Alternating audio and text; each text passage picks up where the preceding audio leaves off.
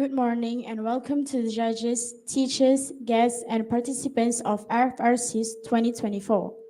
Now, I would like to introduce our judges today. The Chief Judge is Mr. Muhammad Shahrizan bin Sazali, Head of Education, Consumer Associations Penang. The second judge is Ms. Shaharni Alia binti Shahrizan from SM Science Pokok Sena. The third judge is Mr. Amzari Rafhan bin Muhammad Ramli from SM Agama Persekutuan Bentong. And I, Saidah Batrisha Metimalim from SBPI Selanda, while the timekeepers, Siti Aisyah binti Shiful Zamri and Ihsan Safwan bin Daud are. Now, allow me to read the rules. Each team should consist of presenters and a technical assistant. The presentation must focus on the sub-theme assigned to the team. The duration of the presentation should not be more than 10 minutes. The bell will be rung once at the 9th minute and twice at the 10th minute. A question and answer session will be conducted after each presentation. Now, I would like to invite from the first team, SMS GAJAH, to present.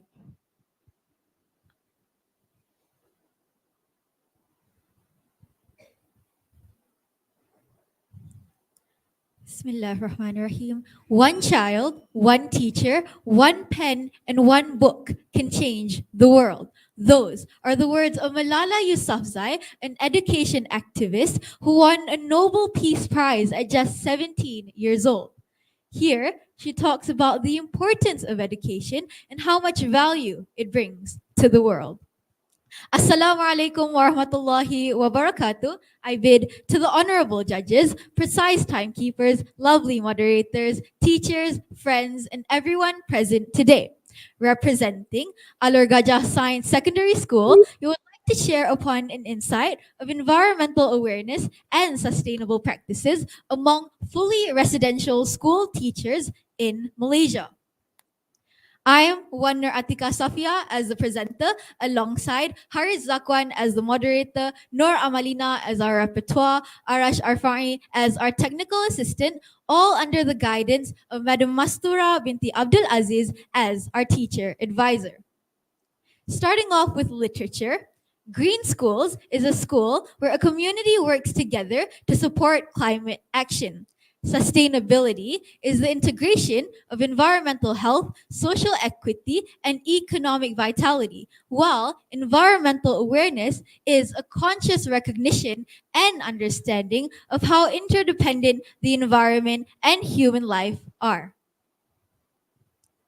In the face of escalating environmental challenges, such as climate change, biodiversity loss, and resource depletion, focusing on environmental awareness and sustainable practices has never been more urgent. We, panel members, are here for one objective and one objective only: to investigate the level of environmental awareness and initiatives taken by school teachers in moving towards sustainability. Going through our problem statements, teachers reflect a rather low level of environmental knowledge. Teachers tend to be inconsistent when practicing environmental awareness, and lack of proactive measures taken by educators to adhere environmental awareness. For our research methodology, we used 3 research methods, that being intensive reading, quantitative reading, and online research. Now, ladies and gentlemen, let's watch our media.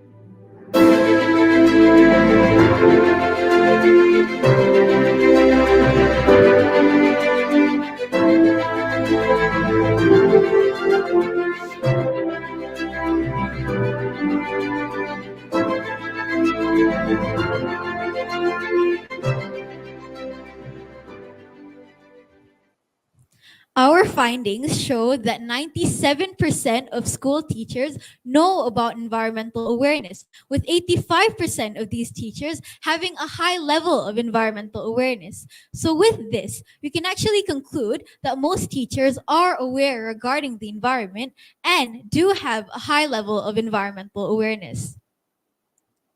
Next, given the following pie charts, we can actually observe that 8.8% of teachers have rarely or never have been incorporated within environmental conservation activities, following with 50% of teachers giving a moderate response. However, 62% of students are involved within environmental conservation activities. So this actually comes to show that when it comes to involvement regarding these activities, more students are engaged compared with teachers. Our respondents have also shared that their schools have had a few initiatives by taking and going through a few activities, such as deriving used t-shirts into bags, by bringing lunch boxes to school, and last but not least, by cleanup day, also known as Gotong Royong. Now, to what extent do fully residential school teachers actually incorporate environmental awareness within their teachings? So, 44.4% of teachers gave a moderate response, following with 29.3% of teachers who often incorporate environmental awareness within their teachings.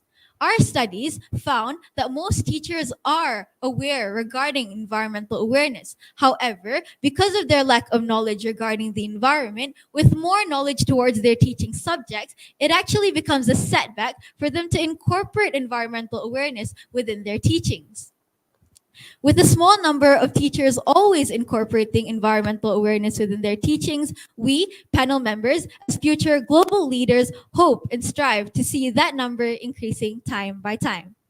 Our respondents also shared that they plan to promote environmental awareness by taking initiatives such as sharing advertisements regarding this topic to all social media platforms, by conducting a visit to a waste disposal or a recycling facility, and last but not least, by promoting minimalism rather than consumerism.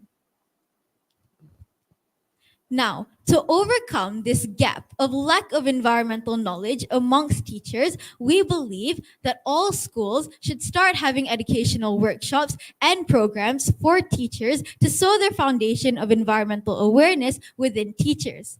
Next, situations like inconsistency when practicing environmental awareness can be overcome with schools having a green policy and the teachers starting a periodic review based on that green policy. And last but not least, we believe that all schools should start having a sustainability club where students can start promoting and engaging social topics related to do with environmental awareness by conducting programs and events. Last but not least, with the benefits of environmental awareness, with the first one of how it fosters a sense of purpose. You feel good when you do good, and it is always best to give your best for the world. Second, of how it increases students' learning efficiency, as students tend to study and understand better when in a cleaner environment. Third, of how it gives a good reputation to the school, as how communities will actually give credits towards schools for embracing environmental awareness. And last but not least, of how students will be given leadership skills, as how teachers will guide students on how to conduct and plan events and programs. We, panel members representing ALOR GAJAH Science Secondary School, hope for the best that every citizen in Malaysia plays their part to ensure the continuation of environmental challenges within Malaysia.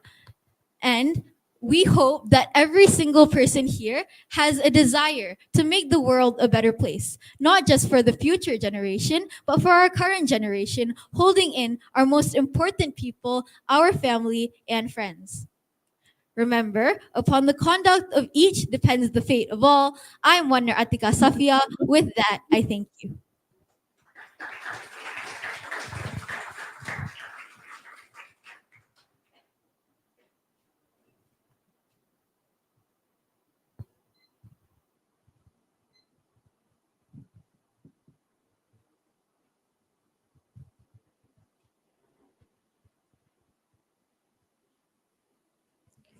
I would like to invite participants to ask questions.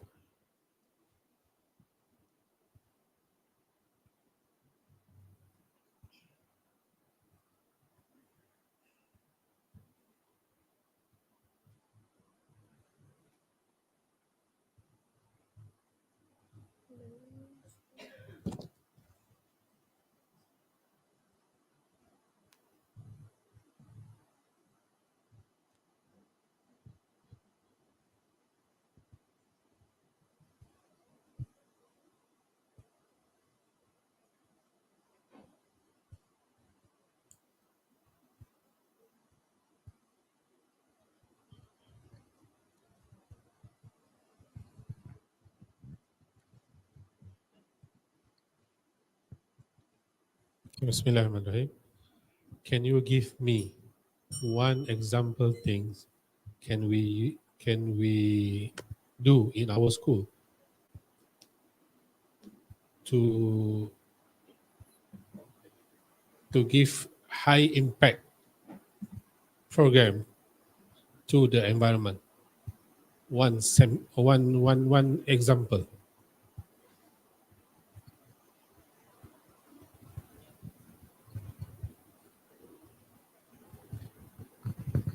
Okay. Bismillahirrahmanirrahim. Okay, thank you for that question. Okay, so based on our understanding, we can say that the best solution or the best program to answer your question is by the planting trees program, because when we plant trees, it doesn't just boost our collaborative skills, because as a team we need to plant the tree, and also we are able to be more appreciative of our environment. So I hope that this satisfies your question, and thank you. Okay. You have mentioned professional development courses, okay, that should be offered to all teachers in Malaysia. This is in your abstract, okay. So from your reading, what are the main program that should be integrated in the suggested program, as you say?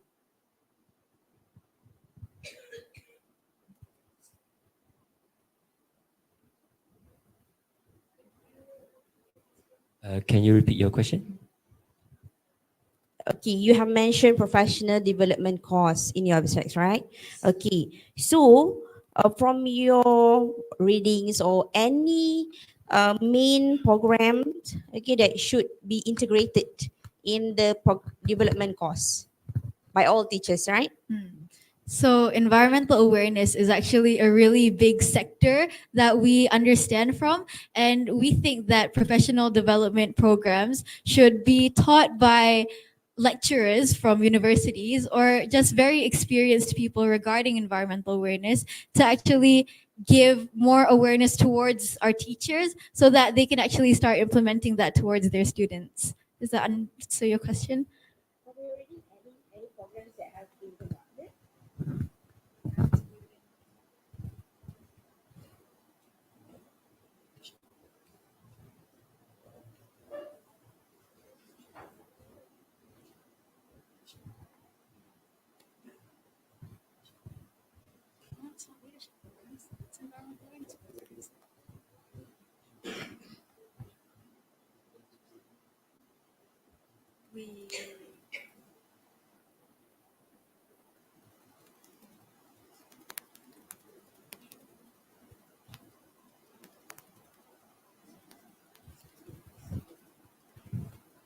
We believe that there are a few programs that are professionally led, and it's by those lecturers and professional people.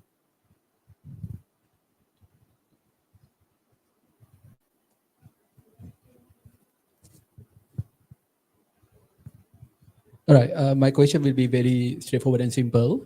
I just want to know more about the sample, the participants in the questionnaire. Can you please explain to us who are they and why they are chosen to participate in the Okay, to answer your question, we collected those who answered our survey were teachers from SBP schools, and mostly teachers from SBP in Selangor and Malacca mainly, and for a total of 68 participants.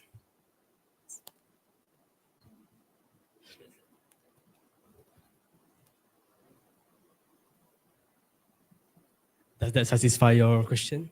Okay, thank you.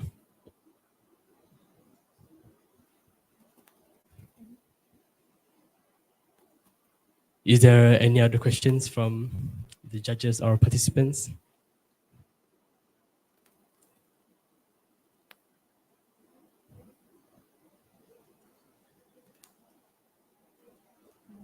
With that, thank you.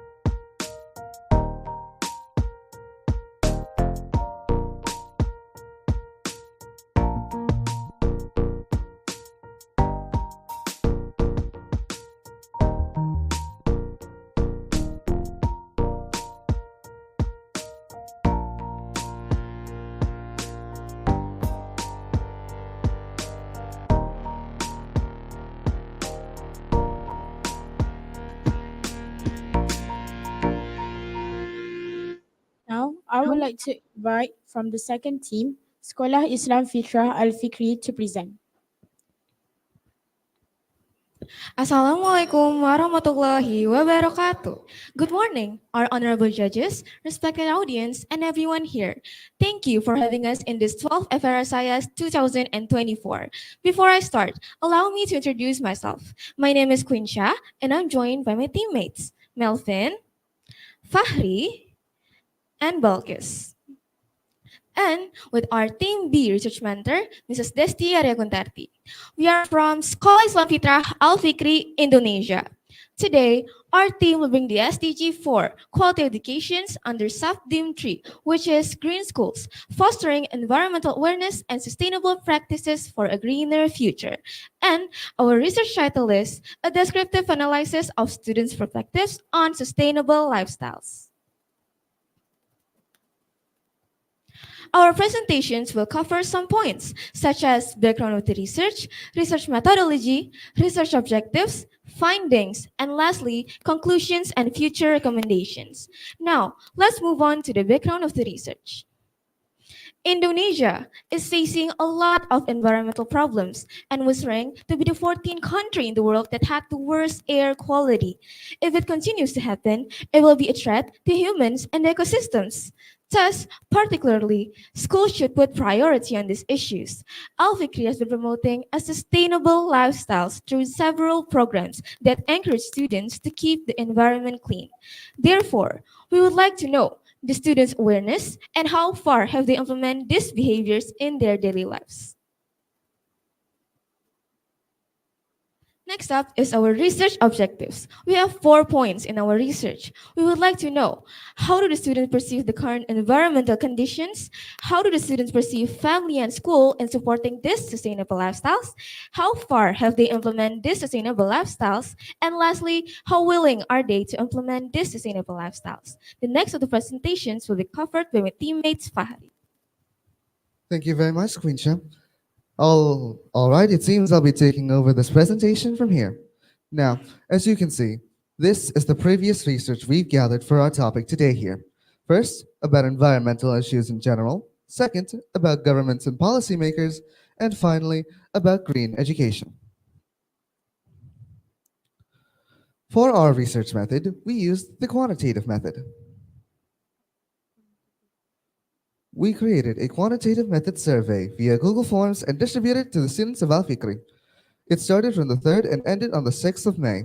We had 155 male and female students from the ages of 12 to 16. This is our timeline. We first started designing the questionnaire from the 29th of April to the 1st of May. We sent out the pre-tests on the 2nd, and we did our data analysis, poster and content preparations from the 7th to the 20th of May. Now, let's move on to the findings. One of the first questions we asked are, what are the biggest threats to humanity that are the most threatening? What are the biggest threats to the environment that are the most threatening to humanity? Our options were air pollution, toxic waste, water pollution, climate change, lack of food, increased carbon footprint, deforestation, agricultural pollution, loss of biodiversity, and uneven food distribution. The top 3 most chosen answers were air pollution at 81.3%, toxic waste at 64.5%, and water pollution at 60.6%. All right. I'll leave this presentation to my friend, Melvin here. Thank you, Fahri. Now let me continue our presentation. Next, we have the general view. The second question we asked was, who do you think is the most responsible to ensure that we have a healthy environment? Most of the respondents answered with individuals, which means they see themselves as the most responsible to ensure that we have a healthy environment. Another question we asked was, who contributes most to the environmental damage? Again, most of the respondents answered with individuals, which means they also see themselves as the biggest contributors to environmental destruction. Now, we have perception on family support. The question, growing up, how prioritize were sustainable habits in your household? Most of the respondents answered with, it is moderately prioritized in their household. And the second question we asked is, do you feel that your family support and offer you environmentally friendly choices? Most of the respondents answered with, there is enough support and they try to do environmentally friendly choices. Now, we have perception on school support. The question, Do you feel that did you feel that your school support and offer you environmentally friendly choices? Most of the respondents answered with that their school is supportive and they try to do environmentally friendly choices frequently. But in second place, not by far, they think that there is enough support and they try to do environmentally friendly choices.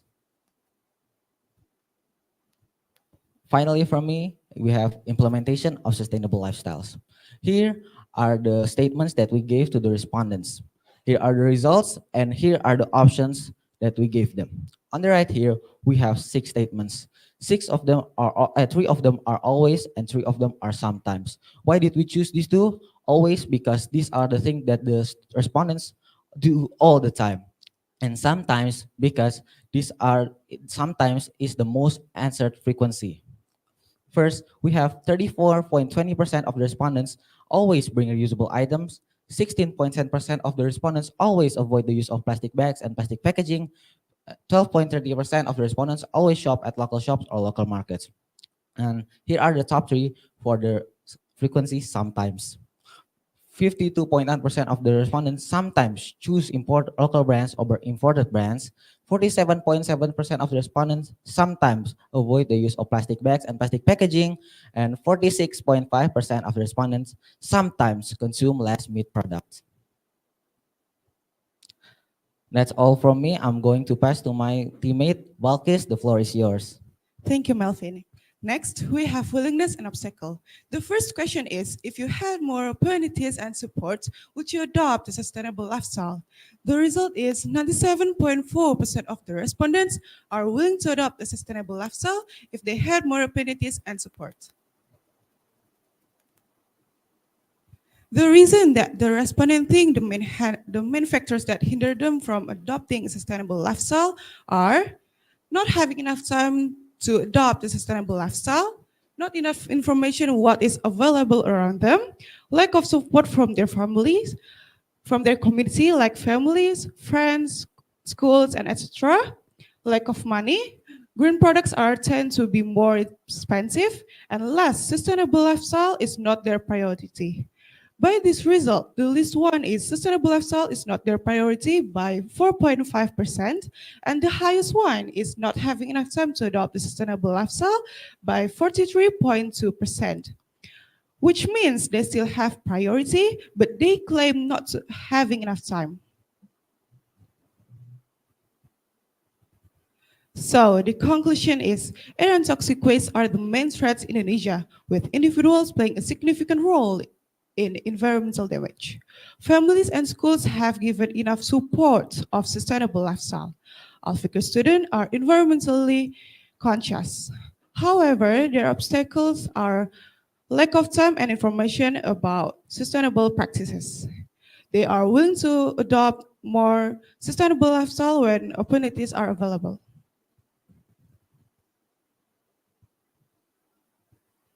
To raise a sustainable environmental awareness, we recommend collaboration and joint initiative among these parties. Who are they? The government, industries, private sectors, and institutions, including non-governmental institutions and educational institutions, as well as family, the smallest unit of society.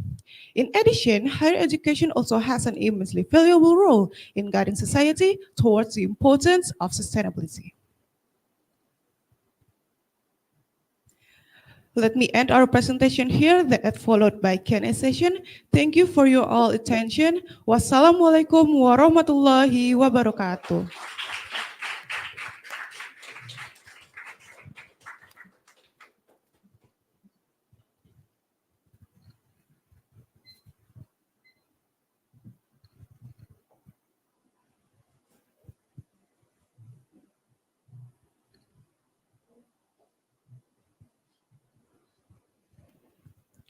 Now, I would like to invite any of the participants to ask questions.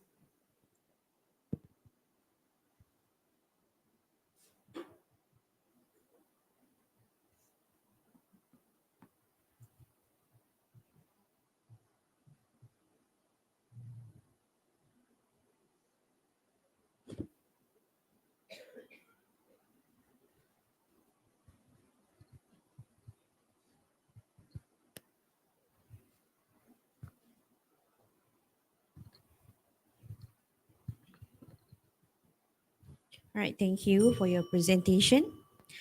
I have one question here. Is there any programs that have been practicing or you have conducted prior in your schools, or you might practice it in the future? Okay, thank you for your question. So you may know FIKRI, our school, is a green school. We have various programs that encourage students to keep the environment clean. So in junior high, we have Agent of Change called Green Volunteer. It is a team made by our school to educate the other students to keep the environment clean. Also, we have Pelima project. It is more likely to encourage the students also to reduce, reuse, and recycle. That's all.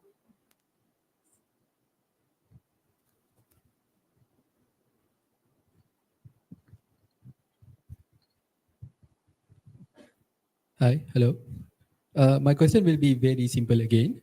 While you are conducting your research, did you come across any limitation or obstacles that you would like to share with us here? Thank you.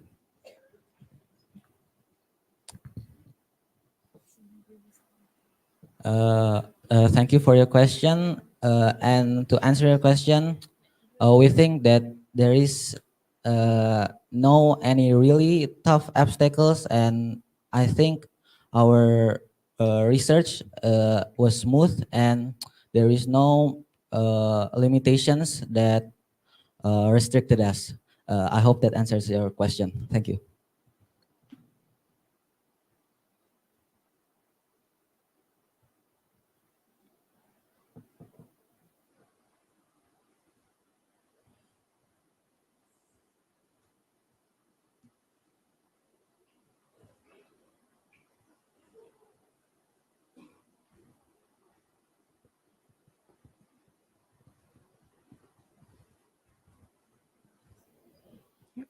Thank you.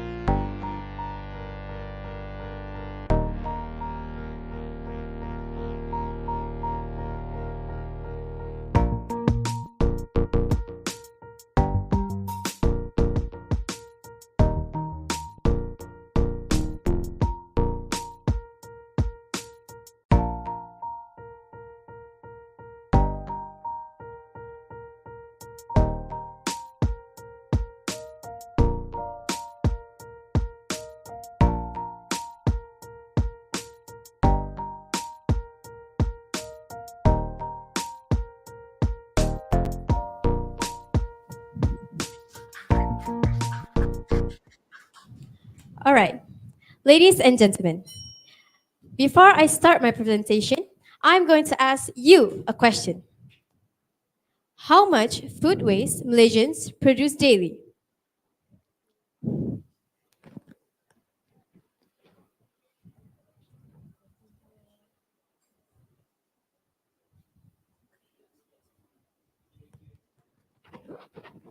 Can we restart the timer? Sorry for the inconveniences.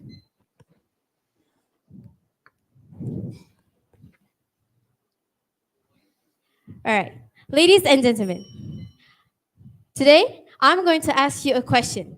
How much food waste Malaysians produce daily? If anyone agrees with A, you can raise your hands.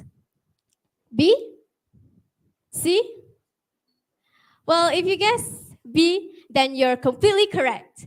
It is 16,720 tons daily. That is a very massive number, isn't it? Assalamualaikum warahmatullahi wabarakatuh. And a very good morning, albeit to the fellow judges, moderator, timekeeper, and members of the floor, of this floor. My name is Nur Irina Zafira, And my name is Muhammad Ishaq Shafiq. and we are the representative of Sekolah Menengah Sains Sultan Haji Ahmad Shah. In today's presentation, we are going to present a topic which is empowering environmental stewardship, engaging students in sustainable actions. So now that you've learned how much Malaysians produce food waste daily, let's see the numbers of the food waste in the landfills. As you can see, 44.5% of the waste composition in Malaysia are from food waste. Even though food waste decomposes faster than other waste, this number is certainly worrying to us since this is still a huge amount of numbers.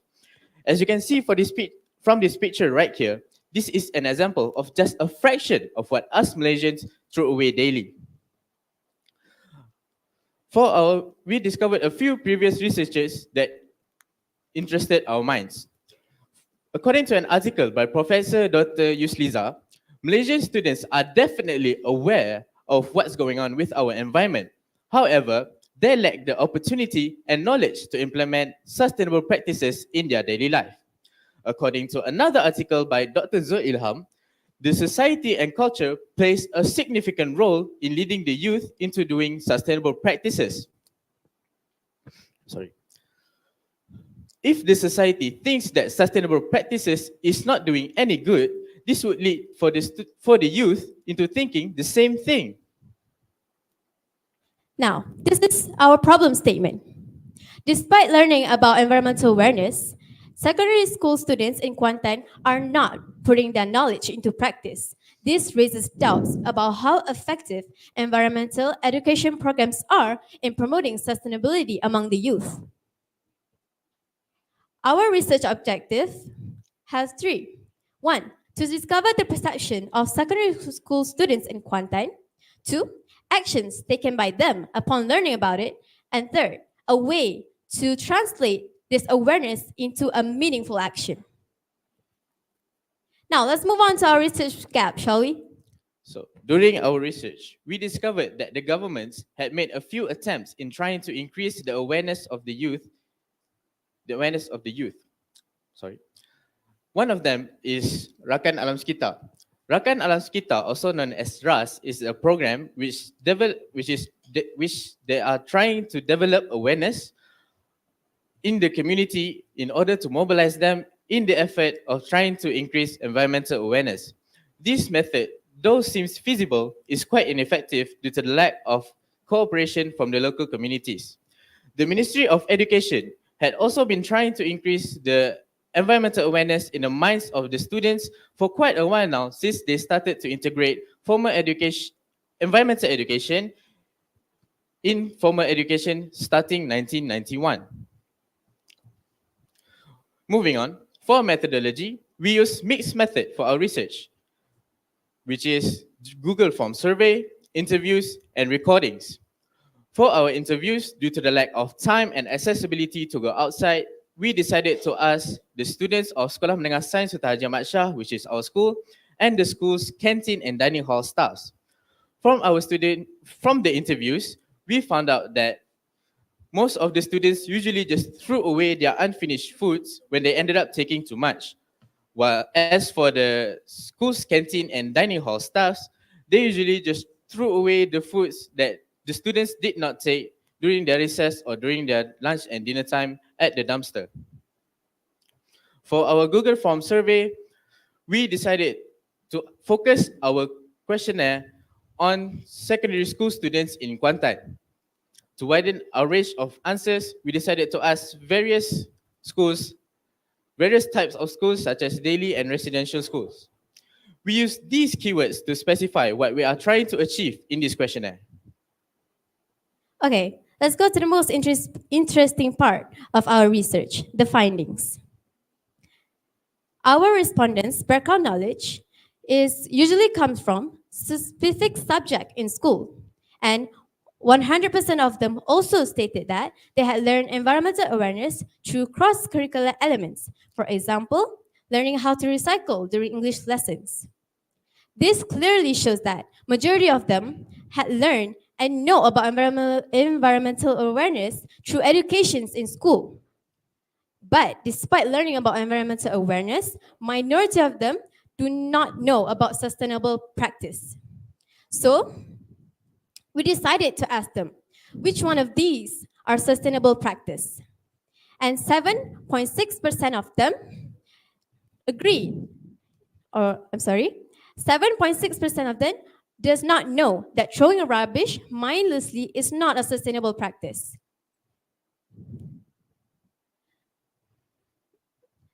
From our previous question, 61.5% actually agreed that throwing rubbish into a recycling bin is a sustainable practice, but they also stated that their school did not provide recycling bins. Therefore, majority of them just throw out their trash mindlessly. However, they know that their action is going to lead a bad impact on the environment. So we come up with an idea. We asked them about food compost and composting bin. And positively, they answered, yes, it is a good idea for school to provide composting bins at their school. And hence, 100% of them also stated that if composting bin is put in school, it will help them to practice sustainability. And lastly, for our last question, we asked, if you start sustainable practice at a young age, will you practice it for your lifetime? And thankfully, 95% of them stated yes, it will help them. This clearly shows that sustainable practice in beginning of school can help them to practice it for their lifetime. But if they were only given the opportunity to do so. So we come up with a solution to give them a chance of trying it. And that is community compost. Now, you might be wondering, community compost, doesn't it exist like a long time ago? Well, our community compost, or as we call it, ComCom, is a mini composting project. However, this project does not only address the abundance of food waste in schools, canteen, and dining hall. It also gives students opportunity. It also gives students hands-on experience on doing sustainable practices, which, as we know earlier, may lead to a lifetime of practicing. Now, how is this project implemented? Well, the idea is that so that students would collect food waste, separate it, and put it inside a bin, compost it, then use the resulting fertilizer to grow trees. This would result, thus applying the environmental knowledge in their daily life. Now, to give you a clearer idea of what I'm trying to say, since some of you are looking quite sleepy, I'm going to give you a step-by-step guide on how to execute this project. First, what you have to do is place multiple composting bins at the school's canteen, dining hall. You need to set up a rule which only vegetable, fruits, and rice are allowed inside the bin to avoid smell pollution from the meats. And then after 6 weeks, each farm representative will check the bins to see if whether the fertilizer is ready to be used or not. If it is ready to be used, then some of it will be given to the school's gardener and some of it will be given to the student's garden. Now, how does this so-called project address the food waste issue? Well, it provides a practical solution to the food waste issue rather than the usual solution like throwing it away and adding more to the landfills. It also diverts organic waste from going to the landfills and instead being used as fertilizer to grow healthy plants. This project also promotes sustainable cultures of sustainability and responsible consumption. And our conclusion is, by fostering young generations, it can make a significant impact on addressing the climate change. Therefore, it will contribute a lot to a greener future. With that, thank you very much.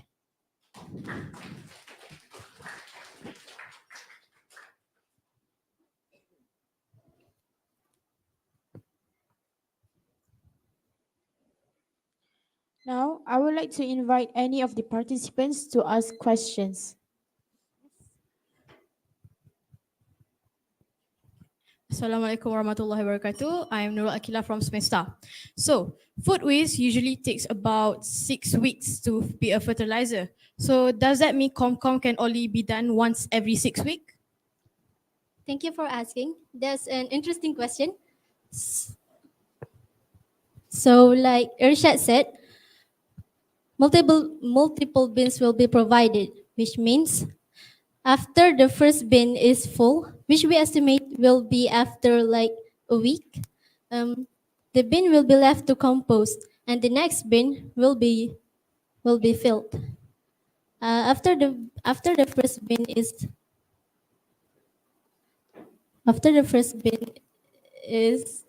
done composting, we will use it as fertilizer. So for answer your question, no, Comcom will run every day, and the fertilizer will gain every week. Thank you.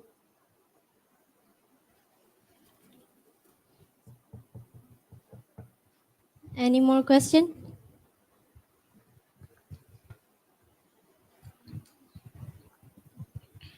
All right. I'm quite interested to know more about Comcom. All right. Pertaining to community compost that you have, I think, innovated in your schools, correct? Okay. Is there any specific procedures in this program? Who's actually responsible to handle the Comcom in your school? Can you elaborate or explain to us so that we have general view on Comcom? Okay. Thank you for your question. To answer your question, the responsible the one who is responsible for this, what we would recommend is for the nature clubs in our school to be responsible for it, since this is mostly about nature. But all students also have to take parts in it, because like I said before, we would need to separate and set up a rules, which if they don't follow, then it would be hard to continue this project. We are very eager to start it.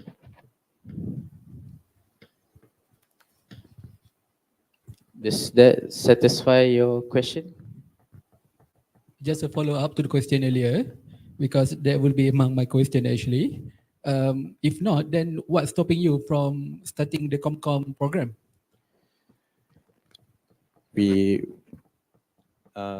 Our biggest enemy when conducting this research was time, due to many programs being held at our school. Students are too busy, teachers are the same as us, so we don't actually have quite the time to provide the bins, the material needed.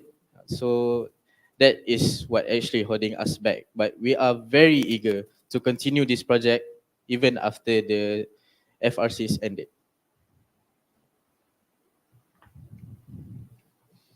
Does that satisfy your question? Thank you. Thank you to the presenters. Thank you.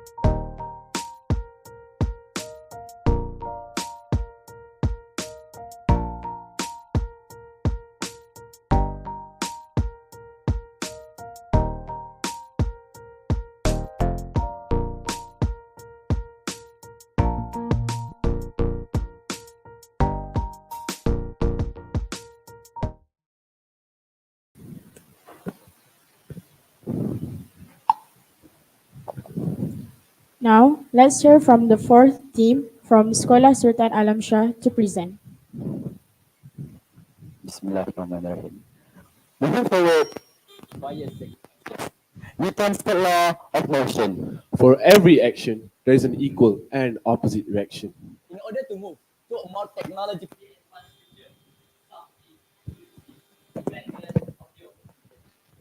And unfortunately, most of the time, nature often became the unwilling victim. Assalamualaikum warahmatullahi wabarakatuh, and a very good day.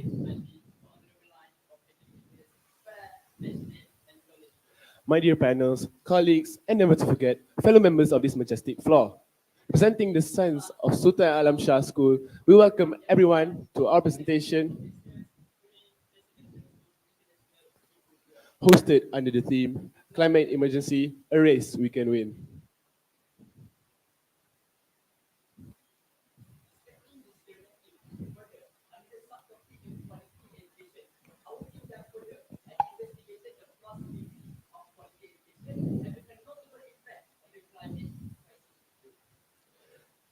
Ladies and gentlemen, the last 5 years noted a series of extreme weather events where punishing changes in the atmosphere, the ocean, and even the biosphere took place.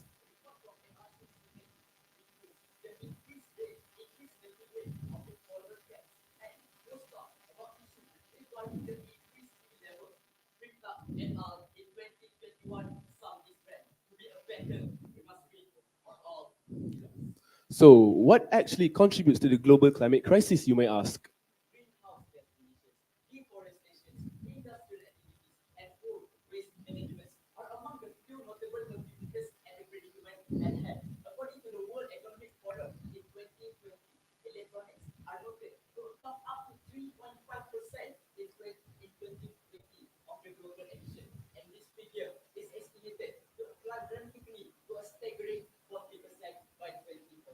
So, will this be a concern to us? Well, not yet. The keyword here being yet, as this will be a problem and responsibility shared by us with the future generations.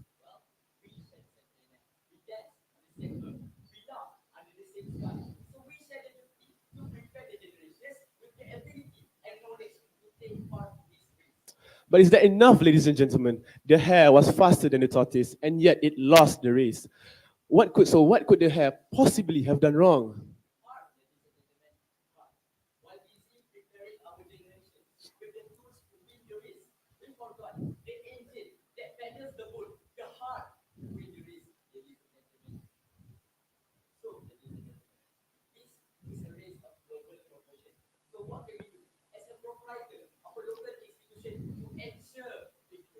We prepare the participant with a winner's mentality. Of course, as a nation, we must check all the boxes of the basic necessities. We provide the basics for everyone to halt the progress of climate change.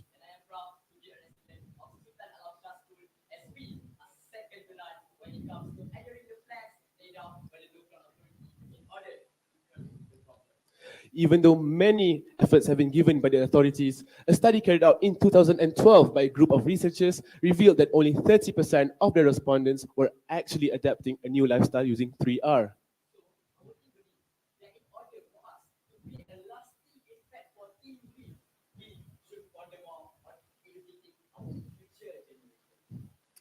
As so it happens, this falls perfectly in line with our team's subtopic within this symposium. To combat climate change, through the preparation of all to practice a green lifestyle. Well, does that mean we will be teaching our peers about the ins and outs of a green lifestyle? Well, no, not really, because Sub-Team 3 is all about giving equal access and not to the knowledge gathered so that everyone here can join the race on equal footing. Well, we believe that a great leader will be able to allow this to happen.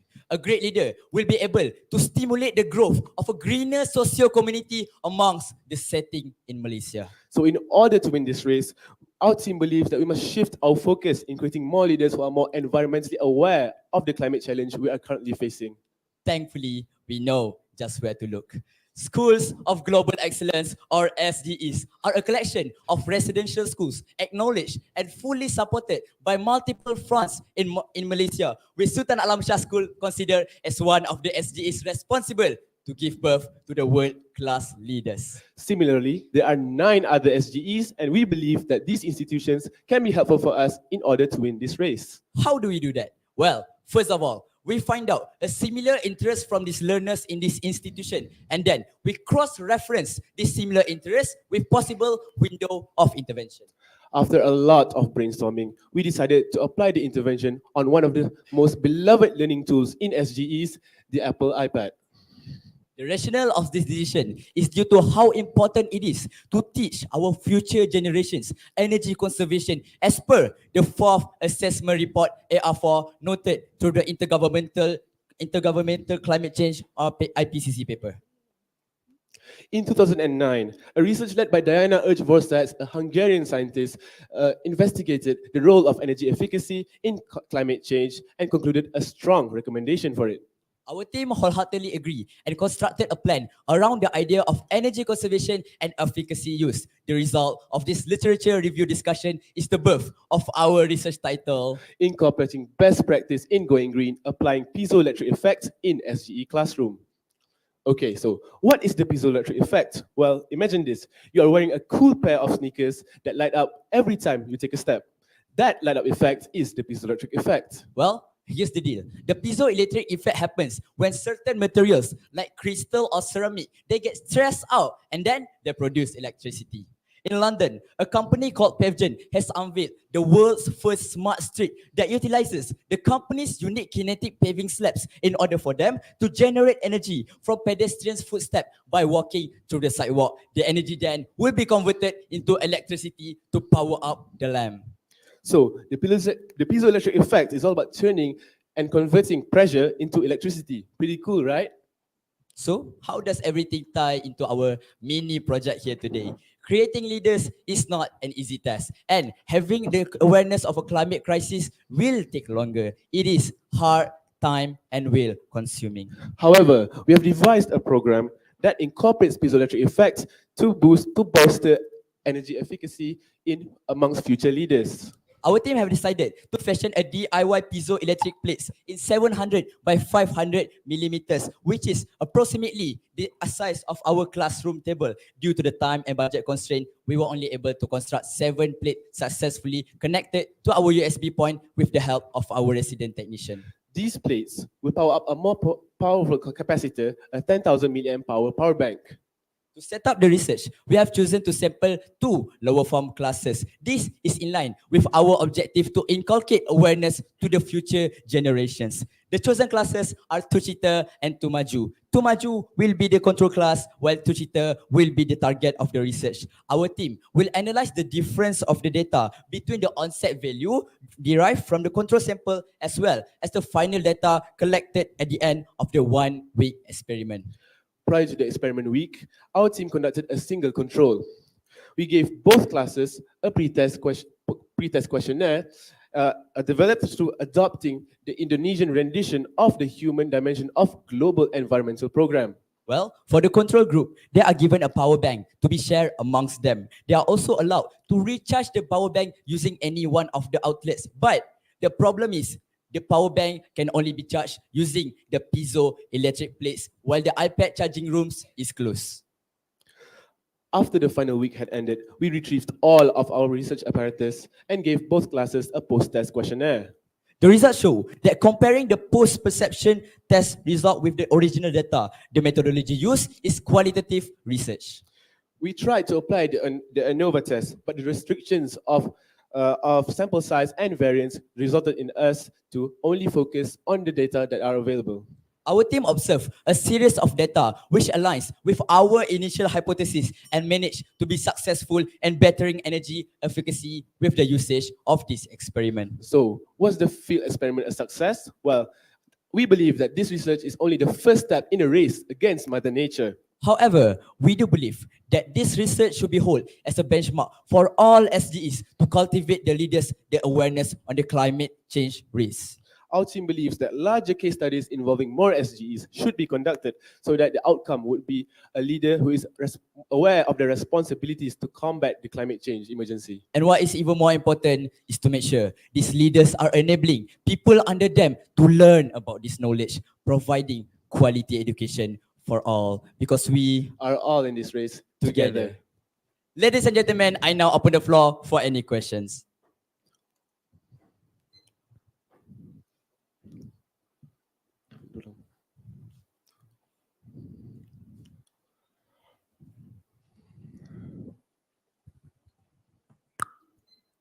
Okay. Assalamualaikum. My question is, how can quality education have a positive impact on climate emergency issue? Right, thank you. Well, quality education do play a great role in handling environmental issue, especially in terms of skills, awareness, and knowledge. And not just that, by relating with our project that we are presenting here today, we are actually providing leaders that prioritizes and ensures that the people under them acknowledge about the environmental issues that we are currently facing right now. Thus, we are actually inspiring actions toward the sustainable solutions for that is led by the leaders for them to, in order for us to curb the environmental problem. Other question? My name is Muhammad Faiz Mehmet Jadi. Since you did a questionnaire, which is a quantitative method, why did you analyze your questionnaire qualitatively? Quantitatively. Okay. So we analyzed the questionnaire quantitatively because we needed all of the opinions from each class, since one class has 30 people. So the collective agreement of 60 people, being the two classes, needs to have the current response, so that we could analyze what we should do in the future in order to expand this experiment to other classes, such as in the other forms, since this experiment is only within two classes from Form 2. So in order for us to expand to the other forms and classes, we need to get the mutual agreement of everyone. Any other question?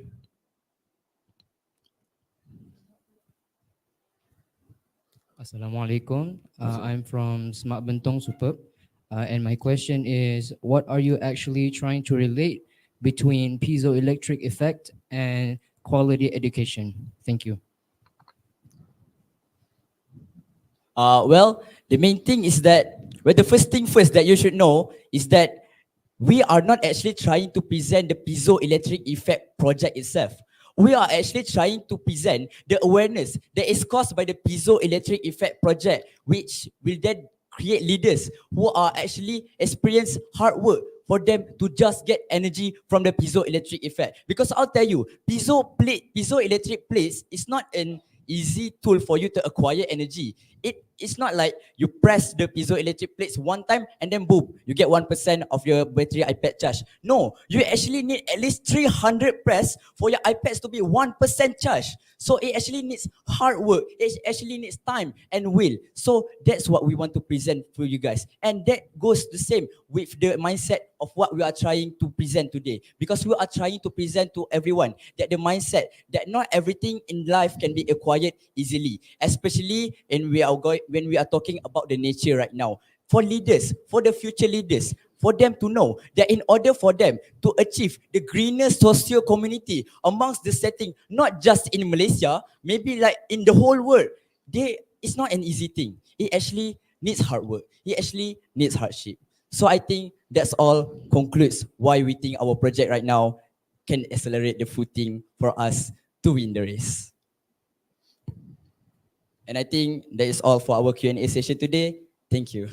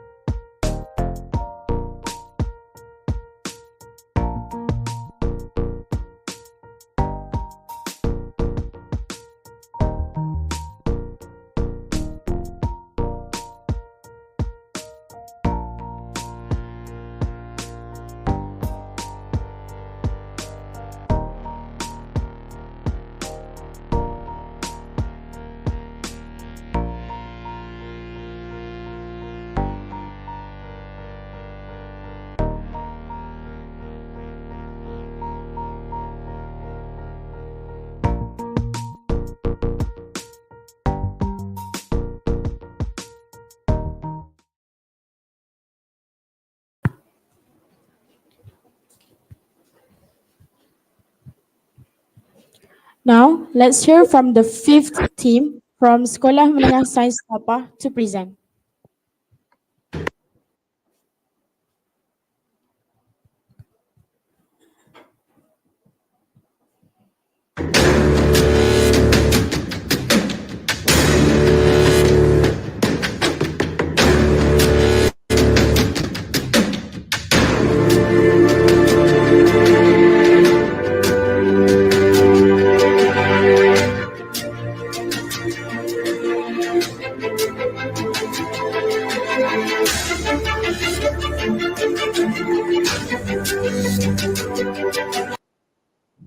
Global warming is no longer a far problem, a future prediction. It's our reality. But before I continue, Assalamualaikum warahmatullahi wabarakatuh, and a very good morning. I bid to honorable adjudicators, wise timekeeper, and not to forget all the members of the floor. The title of presentation today is Advantages to an Early Premonition, How Minuscule Efforts Can Lead to a Paradigm Shift. The meaning of the title isn't that ambiguous, and I trust will come to you later on. Our team today consists of me, Shafiq as the first presenter, Dini as the second presenter, Naomi as our moderator, and Aiman as our technical assistant. And we were led by our amazing mentor, Mr. FITRAH. First and foremost, the team is very lucky to have an audience this big and charming, and I ask to bear with us for our topic today is an issue generally overlooked, that is global warming. Global warming creeps to Malaysia in a way that used to be insidious, but now it's just plain obvious. Can you guess how? I'll give you a tip. It starts with heat and ends with waves. Not getting the picture? Well, now we know how pampered actually are. Imagine there's blackout at school, fans stop turning, and you're stuck in class. You feel this tingling sensation, sweat dripping off your neck and onto your tight cotton uniform. That's something I bet most of us had felt before, but now it happened regardless of the power, because unless you get an aircon, it's inevitable to sweat buckets. This phenomenon is called global warming, which is increasing temperature worldwide. It stems from the accumulation of greenhouse gases such as carbon dioxide that traps the heat from releasing into outer space, known as the greenhouse effect. For the status quo in Malaysia, global warming has seen cause sea level rise, reduced crop yields, heat wave, biodiversity loss, and ultimately inducing the financial damage faced by the government and the people alike. But my question is, and it should be your question as well, why is this happening? To answer that question, we will highlight the three things that we do on our daily life, such as using electricity, plastic, and vehicle. So what is the correlation between them? Well, plastic manufacture in factories requires lots of energy. Those energy are produced by burning coals and fossil fuels, which release greenhouse gases. According to WWF Malaysia, post-consumer plastic waste generation in Malaysia is estimated to be more than 1 million tons.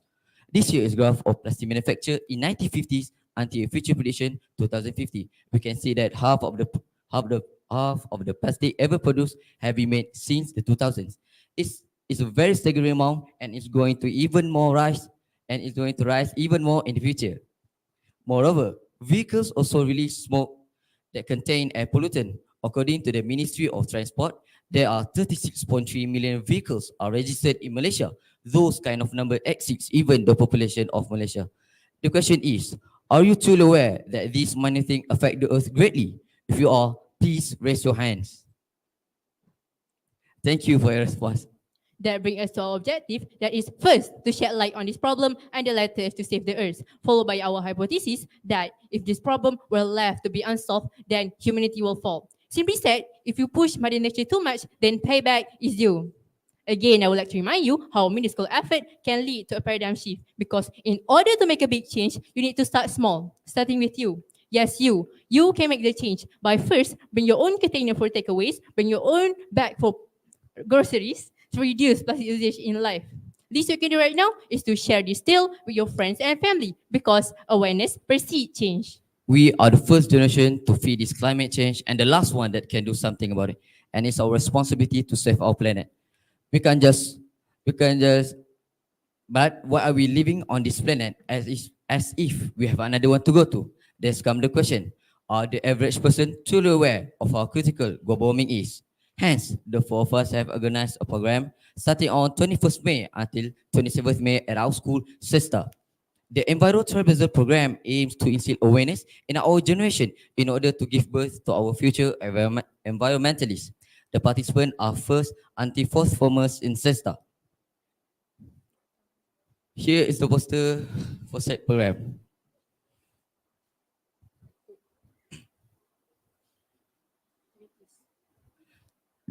First, we presented them a bit about global warming, the cause, the effect, and the step to de-escalate it, to normal stuff. In hopes of seeing the changes in their awareness, we have conducted a questionnaire before and after the program. More on that later. And seeing that we are targeting secondary school teenagers, we have decided to do two activities. The first one is Trash Heroes, and the latter is House Raps. First, Trash Heroes is basically a competition to collect as many plastic and paper to be recycled. Here are the poster and evidence of the activity. As you can see, it was a competition based to get the teen spirit going. The Red House, Spirito, was placed first by collecting 81 kilogram worth of plastic and paper to be recycled. To sum it all up, all participants have collected almost 300 kilogram worth of waste in just the span of 3 days. This proved to be an eye-opener as they know how exactly to recycle and as we know how much waste a teen can produce in a day. While House Rap is a competition to design a character digitally to be used as mascot for future eco-friendly program in SESTA. Here are the display of their arts in descending order. Allegro, the blue house, has a very cute mascot, thus can intrigue teen like us as most of us still have adults in mind. Now, I would like all of you to imagine, what if Tony the Tiger wasn't a mascot for Kellogg's Frosted Flakes? Then, it would just be any random conflict. It would be boring, right? Moving on to the questionnaire. As Shafiq said earlier, the questionnaire was first distributed on 19th of May prior to the program and again on 28th of May. The goal is to see the visible change in answer. It consists 8 questions and 100 participants are willing to answer this questionnaire. Positive answer like strongly agree and agree face a drastic change after the program was held. This indicates that their awareness have increased significantly. So it seems that we have achieved our goal. This table shows a more detailed and specific result showing how people actually vote. To check if our program was any good, we decided to refer to a big brother or university as they are literally more impactful and efficient than a bunch of secondary school kids. The university of our choice is University Pendidikan Sultan Idris or UPSI in short. We contact with one of the lecturers who are currently lined as a helping hand. We call her Cikgu Nurul.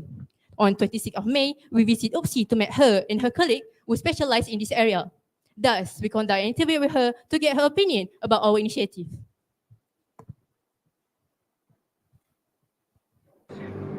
Pada pendapat saya, inisiatif yang dilakukan di sekolah untuk membantu dalam mengurangkan sampah sarap dan mengurangkan karbon adalah satu inisiatif yang baiklah kerana pendidikan alam sekitar mestilah bermula dari usia yang muda dan sebaiknya dari kanak-kanak lah.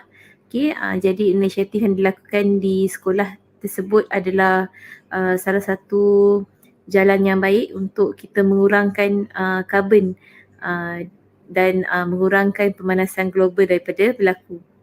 Last but not least, we have the conclusion.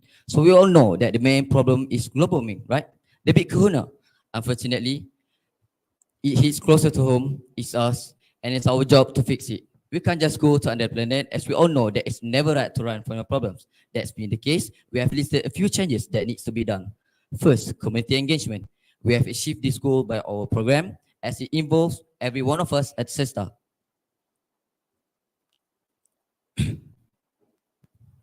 Next, policy innovation. This one hasn't been accomplished yet, but is in progress. We have contacted our principal plus the canteen owner in the matter of banning the use of plastic in the canteen. This takes time and we are still waiting for the confirmation from the principal and the school administrators. If succeeded, then the student can bring their own container in order to take away food. Then we are one step closer on achieving our objective. And lastly, raising awareness. And lastly, raising awareness. By presenting the cause and effect, you can bet that that will instill just a tiny bit of awareness in their system. Through House Tribe and Trash Heroes, that deep feeling of responsibility can have materialized and showed its color. Some may not act like they care, but deep inside, the feeling to save our Earth is present. Last, I repeat, minuscule effort can lead to a paradigm shift. Hence, I believe every school should be as green as possible because if we can, why can't others? Then I believe humanity will prevail. That's all. Thank you. Any question?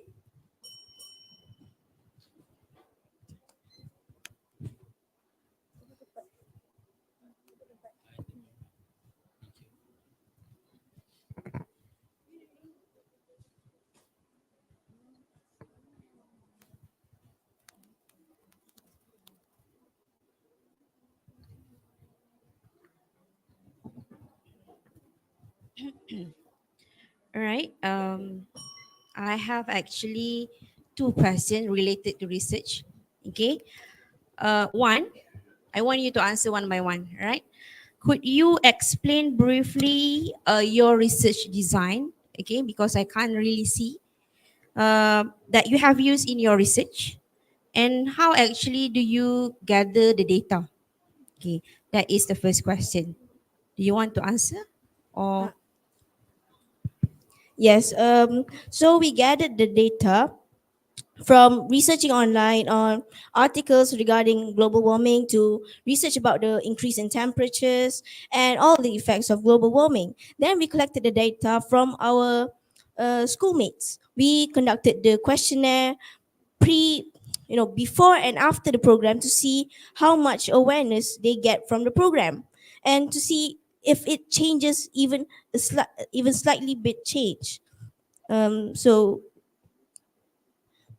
then we can see, like our title says, how minuscule efforts can lead to a paradigm shift.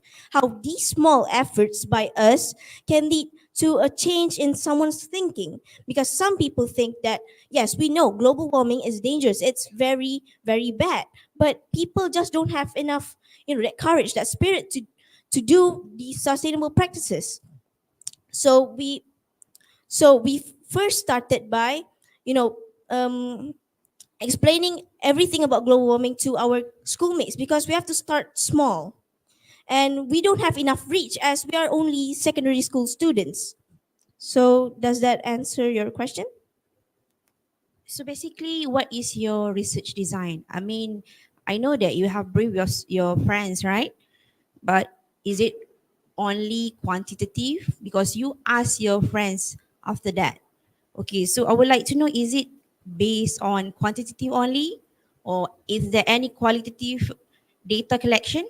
No, it's quantitative only because we only give like options like strongly disagree, neutral, and agree and strongly agree. So that is what the table that we showed you earlier was based on, the pink table. I don't know if you got a glimpse of it because there's a bit of technical issue over there.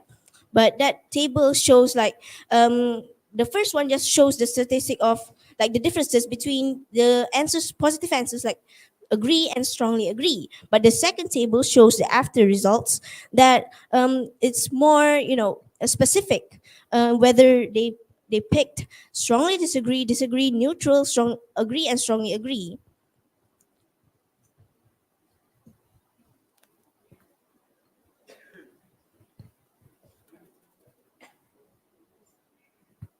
Hi. I have one question here. If I remember correctly, looking at your data presentation earlier, I look at the colors, the red and the blue. If I Yes. remember correctly, I saw question 5, something about bringing food container again, if I remember correctly. And I think I noticed the red color before, it has higher percentage rather than the blue, the after. Was it correct? I think that's maybe a technical issue also because I'm pretty sure like we did the questionnaire and we analyzed it again and again to get the specific answers, and all of them shows a rise in the awareness, the positive answers. So that could be technical issue. Yeah. All right. Okay. Sorry about that. So any other answer?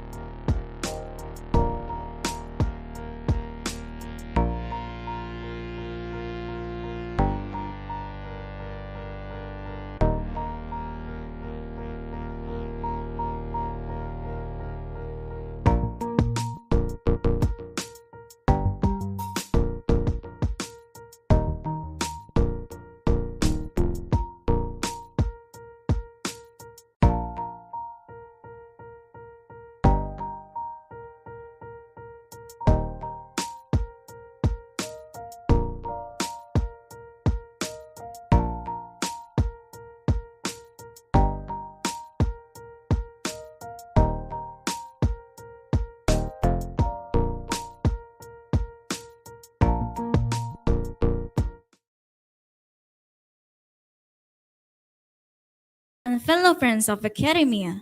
We are honored to be here to present our project on Pakphanang activity-based approach to waste management from Pakphanang School, Thailand.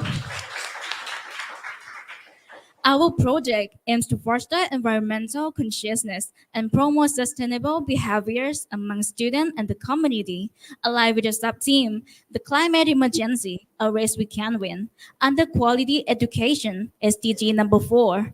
This initiative integrates various activities into our curriculum to cultivate a deep understanding of environmental issues and empower us to make a significant impact. Allow us to introduce our dedicated team, the PN Earth Warriors, Petrasha Bunyapatipa, Anapat Promdam, Nasha Punsit, and my name is Nasha Maniwong, guided by our supervisor, Ms. Montisha Thonghatha. Today, we will share with you about Pakphanang City, problem statement, objectives, methodologies, research analysis, outcomes, and recommendation of our projects. We hope to provide insight into best practices for green school efforts and contribute to the advancement of sustainable development goals. Let's dive into our presentation and explore how this activity can help us and our community manage waste effectively and sustainably. This is a map showing the direction from Pakphanang School to SMS Tuanku Syed Putra that we travel more than 200 kilometers. Pakphanang is a district located in the province of Nakhon Si Thammarat in the south of Thailand. It is uniquely positioned near the confluence of Pakphanang River and the Gulf of Thailand, giving it rich natural resources and diverse ecosystem. The area is known for its lush green landscapes and the iconic Lampalumpuk Peninsula, which form a natural barrier against the open sea. Additionally, Pakphanang is home to traditional industries such as turbine mills, which have contributed to both its economic growth and its environmental challenges. Despite its natural beauty, the district faces significant waste management difficulties due to rapid urbanization, industrialization, and population growth. These developments have led to increased waste generation and environmental degradation, making effective waste management a critical issue for the community. Moreover, students lack awareness of proper waste management practices for sustainability that leads to our problem statement. The objective of our research is threefold. First, we aim to assess the effectiveness of Pakphanang School Waste Management Initiative in raising environmental awareness among students. Second, we seek to identify barriers and challenges encountered during the implementation of these activities. And third, we will study the satisfaction levels of students regarding the activity-based approach to waste management. Our research methodology employs a quantitative approach, which allows us to gather numerical data and perform statistical analysis. The total population for our study includes 2,300 students from Pakphanang School. From this population, we have selected a sample of 1,388 students, specifically from grade 7 to 9, by purposive sampling. The research will be conducted within Pakphanang District and Pakphanang School during the second semester of 2023 academic year. The research process for our study involved several key steps. Firstly, we identified the waste management issues faced by Pakphanang School and the surrounding community. Based on this issue, we formulated our research question to guide the study. We then decided a quantitative research methodology and selected a purposive sample of 1,388 students from Pakphanang School, especially from grade 7 to 9. The next step was to implement the Pakphanang activity-based approach to waste management. We prepared a structured questionnaire to gather data on student awareness, attitude, and satisfaction. The questionnaire was distributed to the selected respondents. To collected data was analyzed using descriptive statistical methods. Our project involves a variety of activities designed to promote effective environmental and waste management. 1. Full bucket for station. 2. Operation Spy. 3. Evening cleanup. 4. Pinto campaign. And 5. UNMA. For the first activities, the full bucket full station. Initiative teach students how to properly differentiate waste using color-coded bin, including this one is type of waste, general waste, wet waste, hazardous waste, and recyclable waste. And reinforcing the principles of 5R, including reduce, reuse, recycle, reuse, and repair. 2. Operations by engages student volunteer in monitoring and maintaining classroom cleanliness, fostering a culture of responsibility and discipline. 3. Evening cleanup. Activity encounters students to collect and dispose of their waste before leaving school, reduce waste accumulation. 4. Pinto campaign. We promote the use of reusable lunch boxes during temple visit, aligning with sustainable consumption practices. And 5, You and May, involve collaboration between the Pakphanang school student and local community to conduct cleanup activities, strengthening community bonds, and promoting environmental awareness.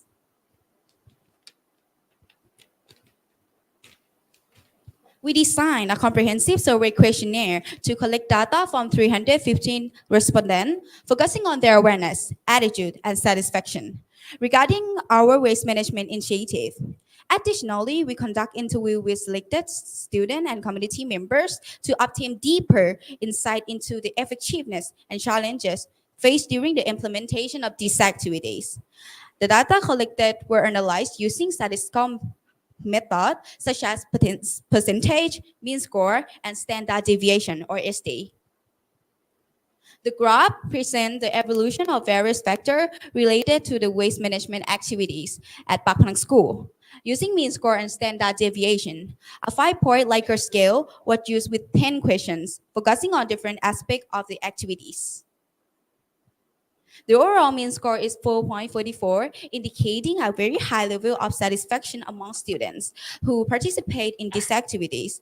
Most factors receive very high or high rating, suggesting that the initiative are well received and effective. Notably, fostering self-discipline, a social responsibility, mean is 4.78, SD is 0.41, and implementing engaging activity, mean is 4.65, and SD is 0.48, were rated the highest, reflecting the positive impact of this effort on student attitudes and behavior toward waste management.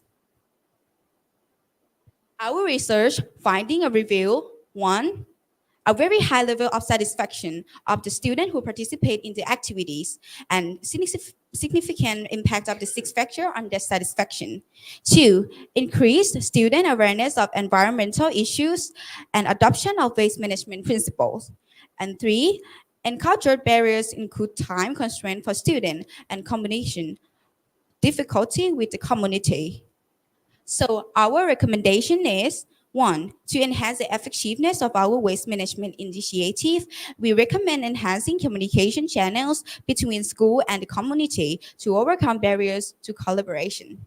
2, introducing flexible scheduling will accommodate students to involvement in this activity, ensuring they can participate fully, fostering partnership with local authority and organization. We will provide additional support and resources for ongoing waste management efforts.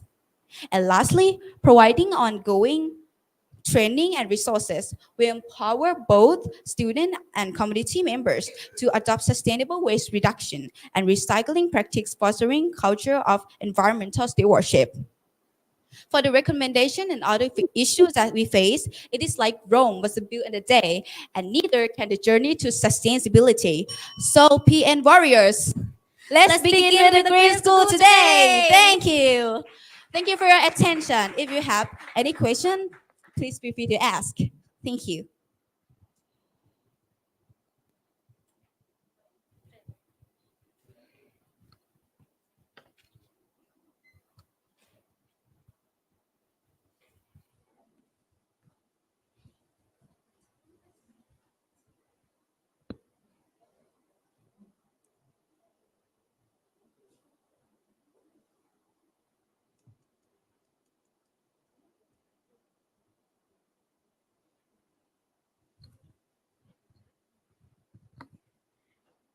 All right, thank you for such a great presentation. I have 2 actually questions. Number 1, Is there any limitations in doing the Pakphanang, right? Pakphanang activities in your schools, right? Because you have carried out several activities. So is there any limitation? Pardon me, can you repeat your question, please? All right. Is there any limitation in conducting the Pakphanang activities in your school? I mean, any challenges? Yeah. Yeah. There is a lack of misunderstand about people who misunderstand us. They think we just student, and the reason is we just throw away the garbage and take a picture and leave away. But it's not our goal. Our goal is to repeat the presentation, you and them, to make them know we can do it, and make them know what we are trying to do, and have make a sustainable to show them. And another challenges for our project is lack of time and lack of budget. And like he said, the big problem here is we are misunderstood in you and me activities, that people are misunderstood that we are making a scene. We are just take a picture and okay, now it's done, project is done. But no, we are making this project to sustainability. Thank you. I think last question. Right. From your research, did the program that you have conducted have resolved several issues that you have mentioned earlier? Pardon? Could you repeat? All right. again? Okay. I simplify the question. Okay, because you have conducted the research and you have done the program, right? Okay. Does it solve any problems? Okay, that you have been facing in Pakphanang?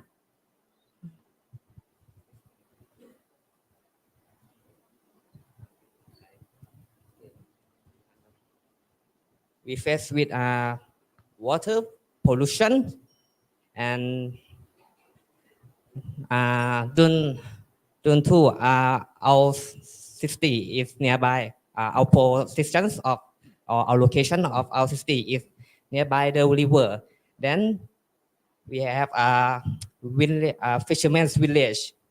It's so many go, and we have urbanization rapidly.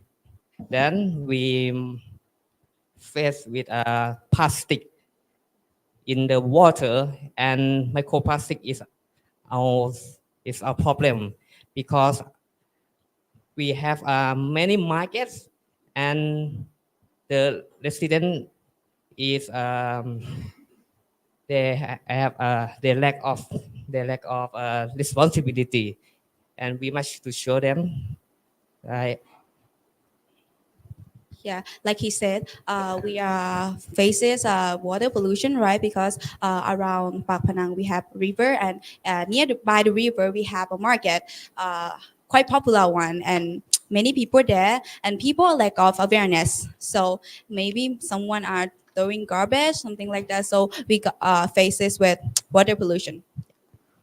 Thank you.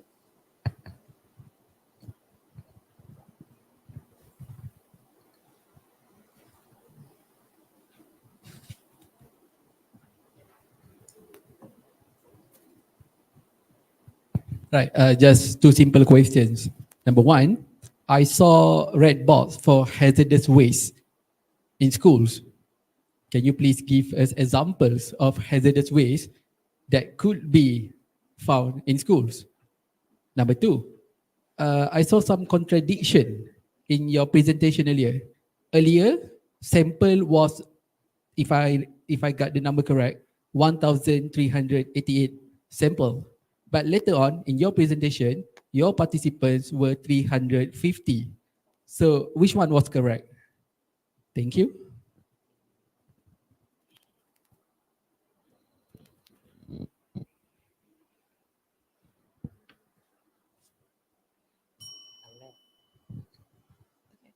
So the first question, the hazardous waste that could be found in our school, maybe some a piece of battery, something like that, because we have like uh, uh, uh, in our school we have SMTP class, we have science class, so maybe we do a lot of experiments and we found a piece of battery or something like involvement in science experiment, so that one is could be found in our school. Okay, okay, and the next question, 350 respondents, but from 1,380 years, right?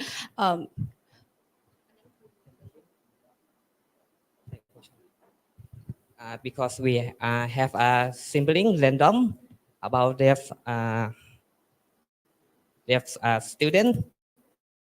We random our student from each room, is classmate, and they they will collect this statistics and statistic fractions. What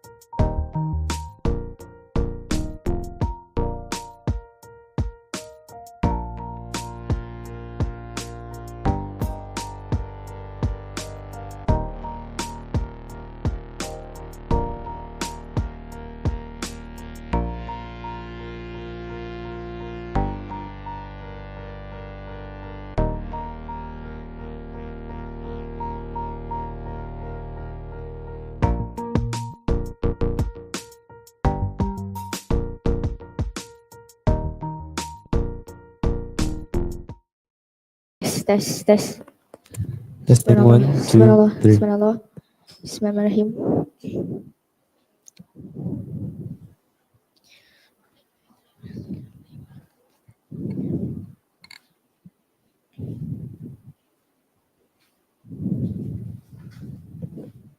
Bismillah. Subhanallah, bismillah.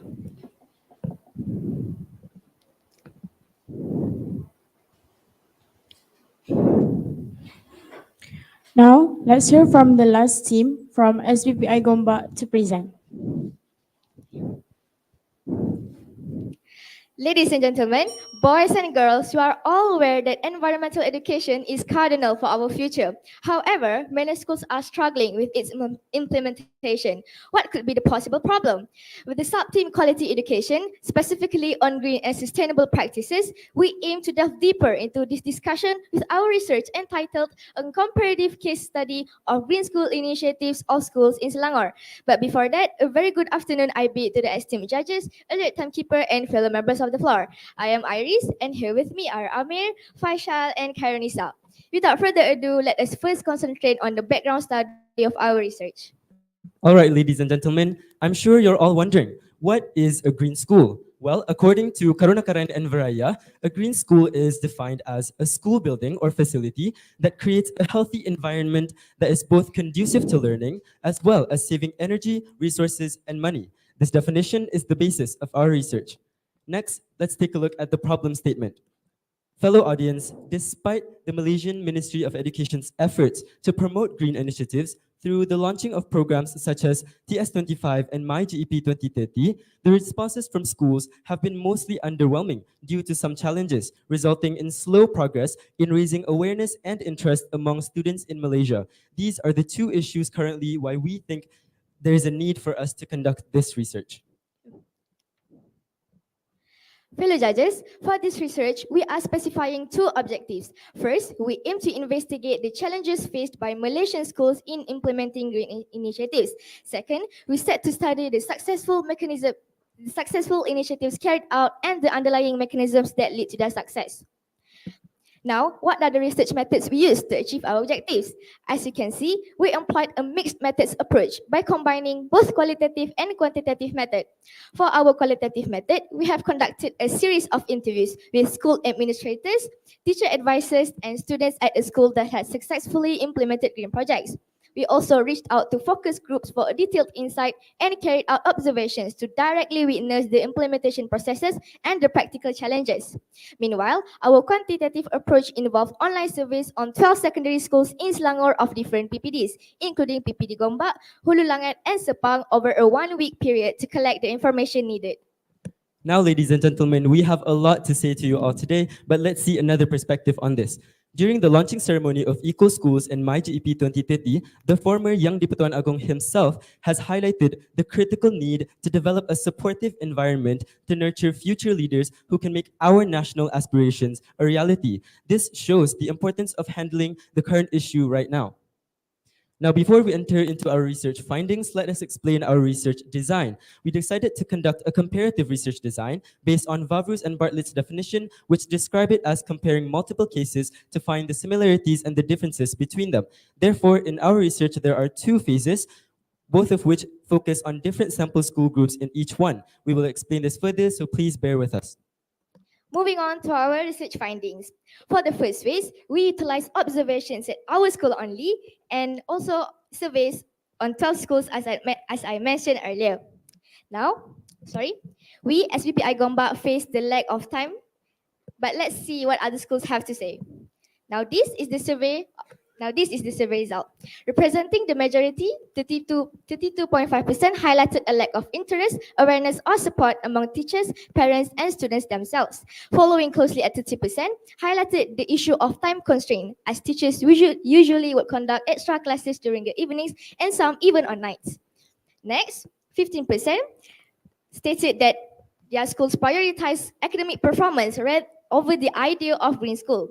Lastly, a minority with a percentage of 12.5% pointed out the lack of financial support, particularly from schools and Parents Teachers Association or PTA, who hesitate to invest in green projects as they view it to be distant from academic.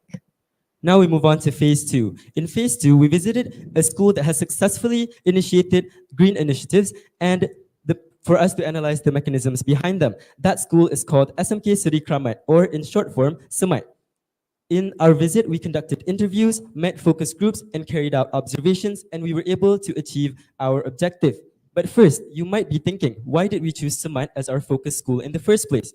Well, we first heard of this anonymous school when the news of Lewis Hamilton, the Petronas F1 driver visiting the school, broke out everywhere. After some research and some discussions with our teachers, we found that Petronas sent him there because this school actually has a collection of remarkable rewards, both nationally and internationally, including the champion of Petronas Chemicals Group competition. Ultimately, these awards have made this school be crowned as the top eco schools by ASEAN, beating contenders such as Singapore and Indonesia. These achievements prove that SEMAT is the ideal school for our research. Now, member of the House, let's dive into the exciting inventions SEMAT has created. The Botanical Garden. It all started as a passion for gardening by the principal herself during MCO. It is now currently managed by the students. It is maintained during extracurricular programs where uniform bodies, societies, and sports clubs join hands to do green projects assigned. Plus, they include gardening and recycling activities in classroom syllabus. Although we can agree green projects are science-based, here in SEMAT, they are implemented through a cross-element curriculum where green modules are introduced during English classes, arts, and also Rekabentuk Technology or RBT classes. Lastly, through demerit system, where students are given a second chance whether they want to contribute to green projects or being suspended. Another interesting feature of the garden is that it is watered using a rainwater harvesting technique, ensuring that not even a drop of water goes to waste. The garden also uses natural fertilizer through aquaponic, which refers to combined fish farming and growing plants in water technique. In this case, catfish and scissor spinach, also known as bayam Brazil, are grown. Both of these are sold to local buyers. Next, the practice of 3 Rs, which as we know are reuse, reduce, and recycle. This is done through programs such as Trash to Cash, where the school community, from parents to teachers to students, all collect domestic waste from homes and classrooms to be recycled or sold. This program is encouraged to students through the implementation of a reward system, both monthly and yearly, where the students who donate or collect the most waste will be given merit or cash prizes. Next, upcycled waste, or from waste to wealth. If you can see here, ladies and gentlemen, in this picture, it shows pot plants such as chrysanthemums and monstera plants made from plastic bottles, and their pots are actually made from plastic spoons. Below here, you can see a used rag dipped and molded into cement to form a pot. These beautiful decorations are created as projects in their RBT and arts classes. This shows that no waste goes to waste in Semai. Last but not least, smart sustainable products. So they get creative with their ingredients from botanical garden and also recycling programs. What happens when you have lemon myrtle oil and used cooking oil? You'll get soap bar, moisturizer, and lip balm by simply repurposing them. Now, these products have become a big hit on various online platforms such as TikTok Shop, proving to be eco-friendly to the customers. The profit gained from the sales all goes back into funding into smart screen programs and also to the underprivileged students, including urban poor, orphans, and also orang asli. Now, ladies and gentlemen, we have seen some of the best initiatives in SMK Seri Kramat. So what can we conclude here? First, SMK Seri Kramat definitely lives up to the definition of a green school. Second, what are the similarities and the differences between SMK Seri Kramat and other schools in Selangor? The similarity is that both school groups try to conduct green initiatives, but the difference is that only SMK Seri Kramat manages to achieve their success. So let's see how they did it. First, they solved the lack of financial support through strategic project planning. For example, they started their green initiatives with the Trash to Cash program so that the revenue from that project can be used to fund other projects. Next, they solved the lack of time and lack of interest through making being a green school the focus of their school, through the inclusion of environmental knowledge and application in their syllabus, as we have explained in their RBT, Arts, and English classes. Lastly, they solved the lack of support from teachers, parents, and students through a reciprocation and reward system, where we have explained students who donate or collect the most waste get merit or cash prizes, and all the revenue from almost all of the projects goes back to the underprivileged communities such as the orphans, urban poor, and the orang asli. To finish off our presentation, let's see a sneak peek of our visit to SMK Seri.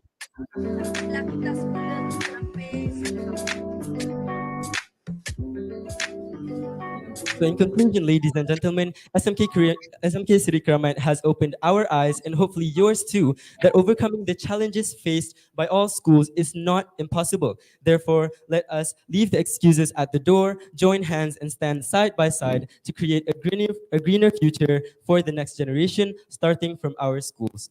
That is all from us. Thank you.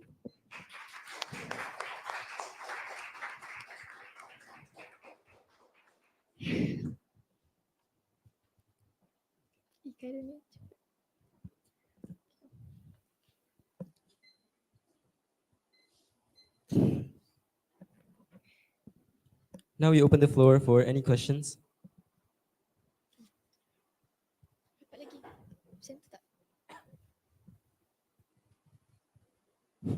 My name is Muhammad Faiz Mehmet Zadi.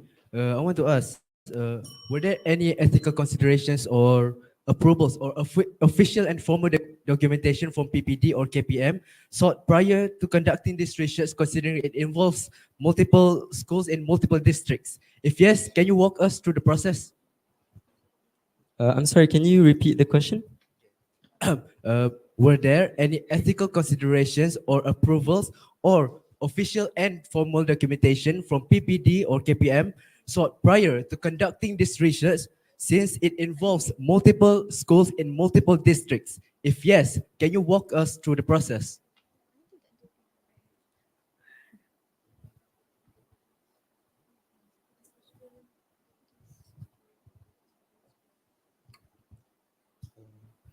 We did, in our research, we did contact our teacher advisor, helped us to contact a few PPDs to ask them and get information about green schools. But in our research, from the aspect of doing the survey, we just made the survey and the questions and sent them out to people that we know from other schools to get their deep insight and personal opinions. I hope that answers your question.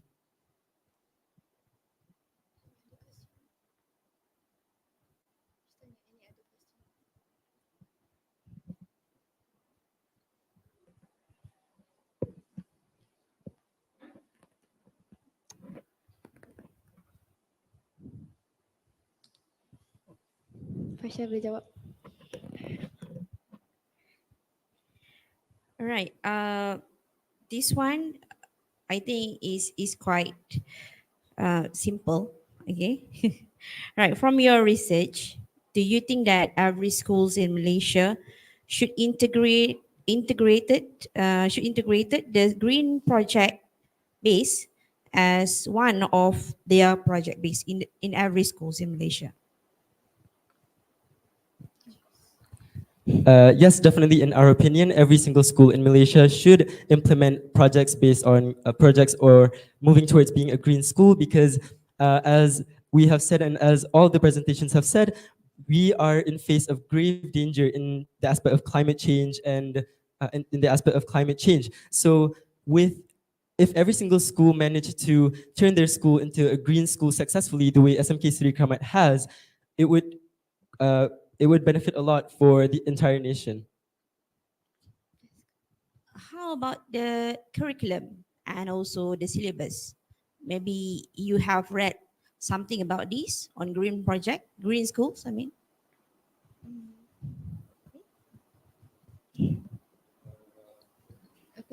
Okay, so as we have explained about SMK Seri Kramat, they implement their green modules or projects based on being a green school into a cross-element curriculum where green projects are integrated into their classes and their syllabus, like their RBT and arts classes. Because in my opinion, when I have seen other schools, for example, my school, with the arts and RBT classes, it seems to have no point or very little benefit towards the environment. So what SMK Seri Kramat has done, it proves that you can integrate all of these projects into classes and it wouldn't damage the students' academic performance.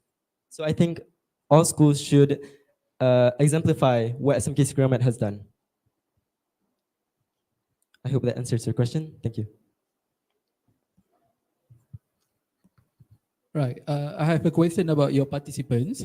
You did mention earlier that your research involves schools in several districts. Just one simple straightforward question: who are those schools and why are they chosen? The schools that were included in this survey, out of respect of their privacy, we will not name any of the schools. But as we have said, the schools include schools from PPD such as PPD Sepang, Hulu Langat, and Gombak. We chose them because we can further analyze. If we chose a bigger sample group, it would be harder for us to analyze a larger data. So we chose a very small sample group just in Selangor and the PPD that is inside it, so that we would have an easier process to analyze the data.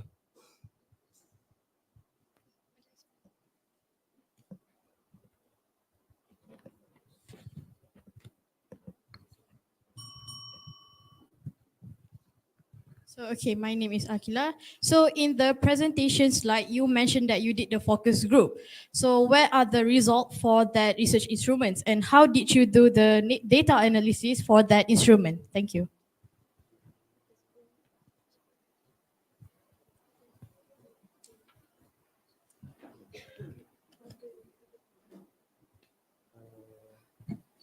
I'm sorry, but can you further elaborate the question? You stated on the slide that you did the focus group. So I didn't see any result for the focus group. And also, how did you do the data analysis for that instrument, for the focus group? As for the focus group results, objectives of the focus group when we interviewed all these people are more to find out what the school's green initiatives are about rather than finding the challenges that they face. So when we presented the botanical garden, the products, and the 3 Rs, those are the results from the focus groups.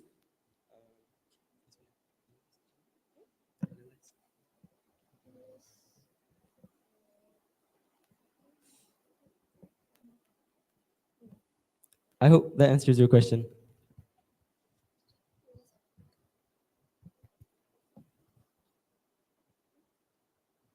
Any more questions? Okay.